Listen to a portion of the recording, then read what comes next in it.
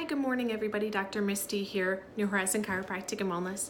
I wanted to share an experience that I had yesterday and just some thoughts to help you, especially if you're a parent. Okay, so I was out with my young kids. I have a 1-year-old and a 4-year-old, and we were out at the mall shopping. I was going out to get them an Easter dress, and I took them on the carousel. So when I was on the carousel, I'm holding my daughter, and I looked behind me to my other daughter, and behind her was this young child. She must have been about 8 to 10 years old, and I'm looking at her.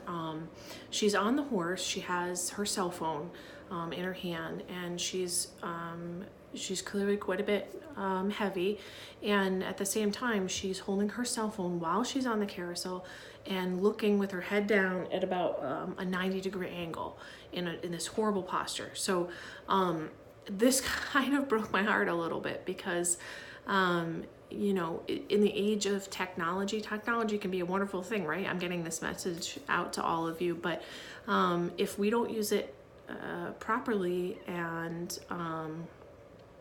you know, smart, it can also hurt us. So, you know, I'm watching this young child, and it's, you know, she's really hurting her posture. If she's day in and day out with her neck at a 90-degree angle, that's going to cause her major neck problems. It's going to cause instability in the back of her neck. You know, speaking as a chiropractor, that can cause, if done every day, you know, lifelong issues for this child.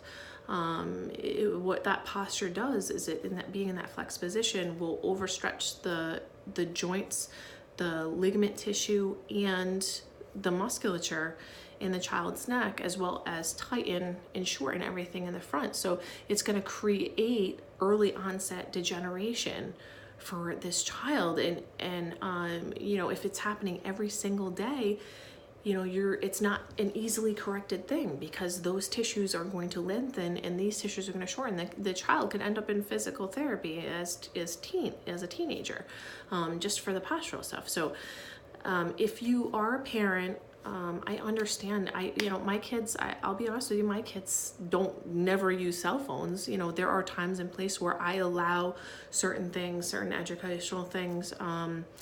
You know, that'd be kind of, you know, in today's society, that's unrealistic to expect parents to say, no technology, don't give them iPads or cell phones.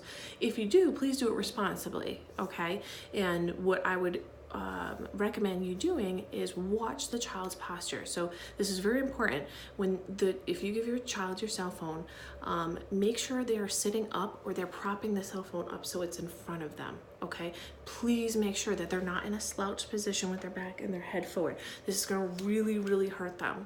Okay, so I'm trying to educate you so you can educate them, because you might not know yourself, or you might not even recognize it because you might be doing it yourself. So this is for you as well as your child. Okay, and so, you know, having these advantages with technology, again, are great, but let's use them responsibly. Okay, the other aspect was, you know, this child wasn't even hitting puberty yet, so and she was heavy. And part of this is we live in such a world of immediate gratification. You know, it's easy to go out to dinner, to go through the drive-through to get children, you know, kind of a quick, easy meal. And I understand how tempting it may be, but if you are able to, I'm going to challenge you, if you do have children, try your best to do more meals at home.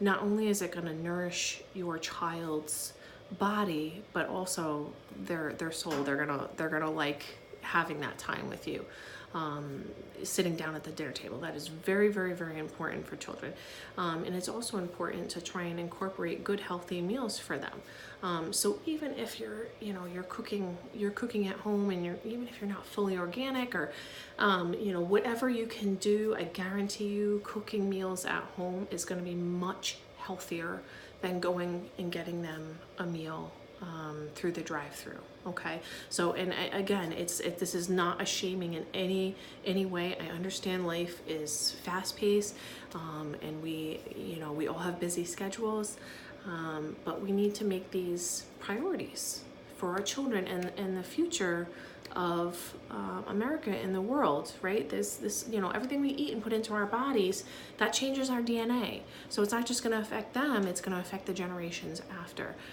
So just something to help you think about when you look at your child. If you're not educated on it, don't beat yourself up over any of these things. If you are doing that, just try and make those small changes to try and get your kids better health, better spine health, as well as, you know, watching the things that they're eating. Those, you know, eating out all the time. There is so much, you know, fried foods, being fried in vegetable oil, GMOs, pesticides. I mean, you know, this could be a major breakthrough if we had more people cooking at home and doing less fast meals. Okay, even if it's once to twice a week, even just that little bit could be great to start some healthier habits for you and your family. So I hope this helps you and give you some value to add to your family and to your children's lives.